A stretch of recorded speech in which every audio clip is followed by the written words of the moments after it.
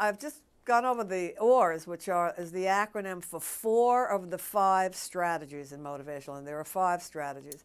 And the 5th one is eliciting and responding to and reinforcing change talk. Change talk is anything a client utters that even hints that it might be a good idea, it could be better. Change talk has many different categories, and it also goes from weak to strong. And the strongest change talk is commitment talk. That's where the client says, I'm going to change this. I can't live like this. I'm doing it. And that commitment talk has been shown in research to correlate with actual behavior change. So with change talk, there are a number of things that a practitioner would do. One is they listen for it. They listen for little weak change talk or strong change talk, and when they hear it, they reinforce it with a reflection. They might bring it into the summary that we talked about before. They may ask for elaboration.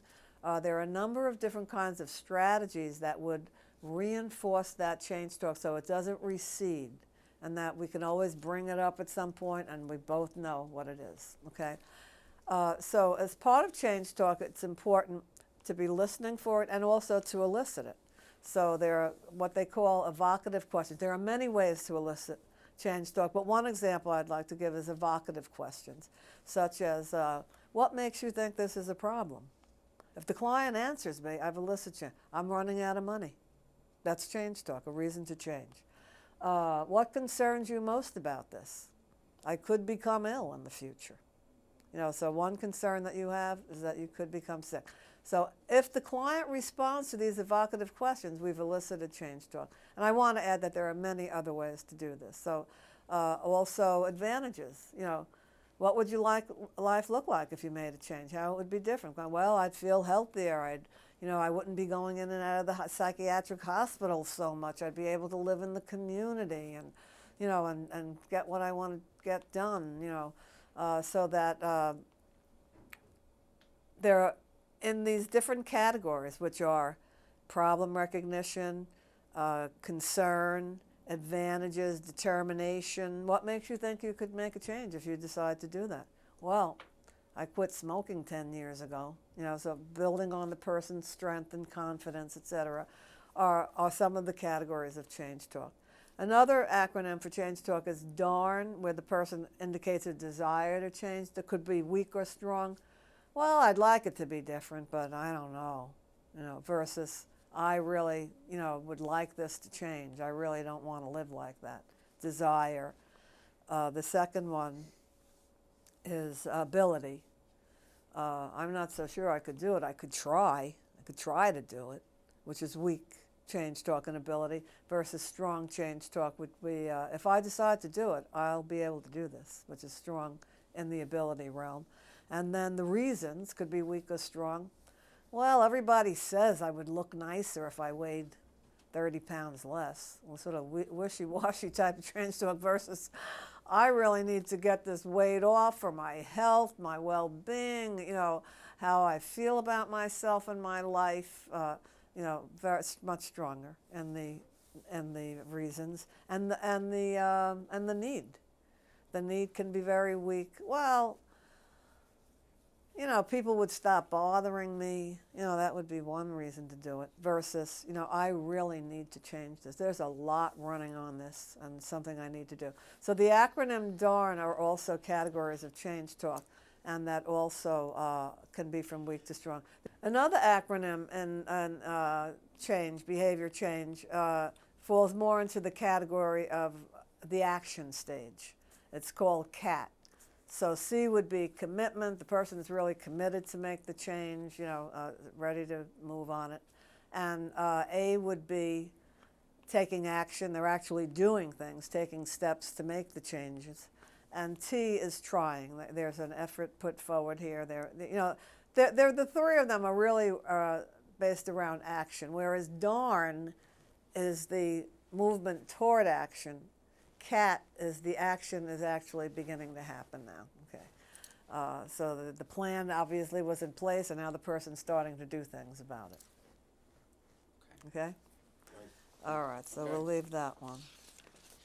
So what's our next question now? Adherence to medication? Oh, that's a big one. All right. Well, adherence to medication is one area where I think motivational interviewing can really change the whole process of how a client discusses their medication, participates in the change process, and trying new things and reaching a medication regime that works best for them. And unfortunately, the authoritarian stance shapes that out. And when clients are shaped out of the process, the relationship can end up in a discordant place where the person does not feel that they're getting along with the psychiatrist or that the psychiatrist cares about what they think or feel, which tends to either shut them down or cause them to act out behaviorally because they think, you're not going to really help me, and they're not. It could play into the non-adherence in and of itself by not having the person have their own voice. On the other hand, there are many reasons for non-adherence, and I think one of the important things that really has to happen that motivational interviewing provides is finding out from the client how they experience the medication. So, for example, rather than telling the person, that it's important to take the medication and how much to take and which one to take, one might be asking, tell me about your medication. And the client might say, well, I don't like it.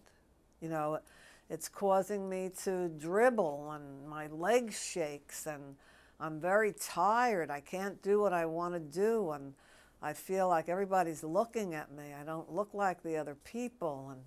And the client might have a whole host of real reasons why they don't like to take that medication. And it's very important that the psychiatrist actually listens to that and actually reflects that back. So it seems that you have a lot of areas that make you very unhappy with the medication, the dribbling, the leg shaking, feeling that other people are looking at you, not having the energy that you like.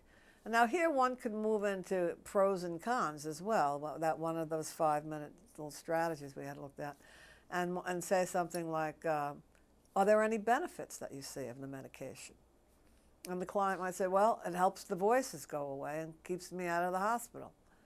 But there are times when I just can't take it because I can't spend my day like that, or I get off it until these symptoms go away.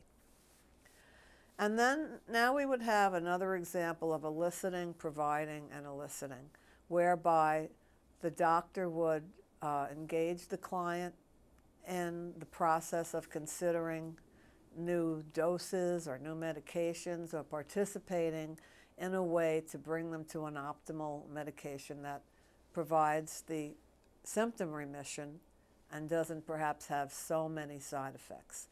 So one always asks permission or elicits before they begin to give any advice. And the doctor might say, so tell me, what do you know about this medication that you're taking right now? And the client might say, I don't know anything. They put me on this medication 3 years ago in the hospital, and everybody just keeps trying to get me to take it.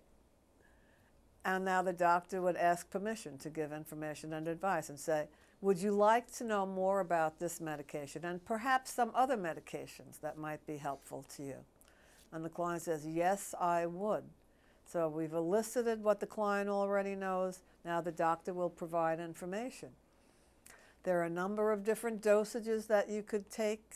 These are the advantages of this one, the disadvantages of that one, providing as much information as possible. There's another kind of medication that might have this side effect versus that side effect, and provide the client with different kinds of information about this. Give them a chance to think about it, maybe give some written information about it, and then elicit again. What do you think you would like to do? What do you think might work in your case? And if the client begins to consider some of these possibilities, then the psychiatrist may begin to provide a collaborative plan with the client. So it seems like you're willing to try to switch the doses of what you're taking right now and see which might be better for you. And so we've picked that up from the client's response, for example, and we've reflected that. And the client says, yes, I think I would like to do that. So now you want to reinforce collaboration. The doctor might say, well, we can work on that together, but I'd like you to know that I'm going to need your feedback along the way and your participation so that we could possibly, see which is the best dose for this particular medication. And they've come up with a plan in which the person is actually participating, is, really in it for their own well-being. They've acknowledged that they don't want to have the severe symptoms. They don't want to go in the hospital. And they're working on this together at this point, which is very different than here's the medication. The person came out of the hospital 3 years ago. They go to this clinic, that clinic, keep giving it to them. Person doesn't take it. And we ask the closed question. So tell me, did you take your medication this month or week or however often I'm going to see you? Yes or no, or, maybe, not too much, or, which really yields a very short answer and is really not eliciting what this medication issue is about from the person. So eliciting to bring collaboration about is a very important element of motivational interviewing. What we've just talked about, the elicit, the engagement of the client as a participant in the change process of both of us agreeing on where to go and asking for the client's participation, is a collaborative approach to the client's ideas and willingness to participate and the doctor's recommendation. So they're both involved in the change process. And it is less likely to result in a discordant relationship because the client is participating, they're asked, one is not pushing things on them, whereby the telling, authoritarian kind of approach is much more likely to result in discord, where there's a disconnect between the psychiatrist and the client, and there's no change possible.